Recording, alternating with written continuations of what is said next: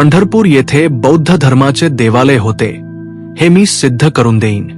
दिनांक 25 डिसेंबर 1954 रोजी देहू रोड येथील बुद्ध मंदिरात बाबासाहेब आंबेडकर यांच्या हस्ते भगवान बुद्धाच्या मूर्तीची विधीपूर्ण कृत्य झाल्यानंतर प्रतिष्ठापना करण्यात आली.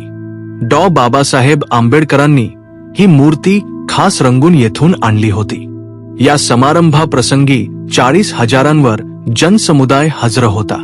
Advocate Shankarrao Kharat, organising secretary Maharashtra प्रदेशचे काखे यांच्या हस्ते ध्वजारोहण करण्यात आले. उपस्थित जनसमुदायाला बाबासाहेब आंबेडकर आपल्या भाषणात म्हणाले, त्यातील काही अंश मला आपणाला 2 गोष्टी सांगाव्याच्या आहेत. तुम्ही या धर्माचा स्वीकार कराल त्या दिवशी बऱ्याच गोष्टी सोडून दिल्या पाहिजेत. एकादशीला पंढरपूरला जाणे, द्वादशीला इतर क्षेत्राला जाणे बंद करायला हवे. मला चांगली आठवण आहे, नाशिक जिल्ह्यात त्र्यंबक येथे कुंड होते. या कुंडात फक्त पसाभर पाणी होते. यात्रेकरू लोक त्यात फडके भिजवून घेऊन अंगाला चोळीत. अशा तऱ्हेची खिचडी मी बौद्ध धर्मात होऊ देणार नाही. स्वच्छ पाण्यात घाणेरडे पाणी ओतता कामा नये. भगवान बुद्धाचा धर्म तोच आमचा धर्म असा आता आम्ही निश्चय केला आहे. तुम्ही पंढरपूरला जाता, पांडुरंगाचे अभंग म्हणता. पुण्याच्या इतिहास संशोधन मंडळातील लोकांची पंढरीचा विठ्ठल कोण होता यावर हुज्जत चालू आहे. पण माझा त्यांना खडा सवाल आहे की विठ्ठलाची भानगड सोडून देऊन पंढरीचा पांडुरंग कोण याचे पहिल्यांदा उत्तर द्या. तो होता कुठे? त्याला पळविलं कोणी? कोणी डुबविलं? पांडुरंगम म्हणजे पंढरपूर येथे बौद्ध धर्माचे देवालय होते हे मी त्यांना सिद्ध करून देईन.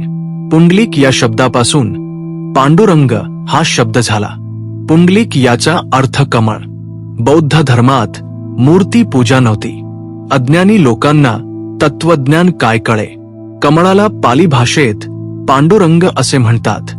तुम्हाला भुलविण्यासाठी ब्राह्मणांनी बुद्धाच्या नावाचा लोप केला. मतलबी लोक महाराष्ट्रातील लेणी ही पांडव लेणी असल्याचे सांगतात. इकडे पांडव कशाला आले होते? पांडव दिल्लीच्या बाहेर 80 मैलाच्या पलीकडे गेले नाहीत. त्यांनी अलवार स्टेटमध्ये 1500 लेणी खोदली कशी? त्यांच्याजवळ टिकास नव्हती की पावड नव्हतं?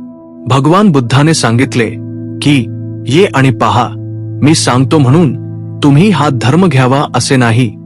तुझी अविद्या नाहीशी झाली तरच तू या धर्माचा स्वीकार कर. भवतु सब्ब मंगल. साधु साधु साधु.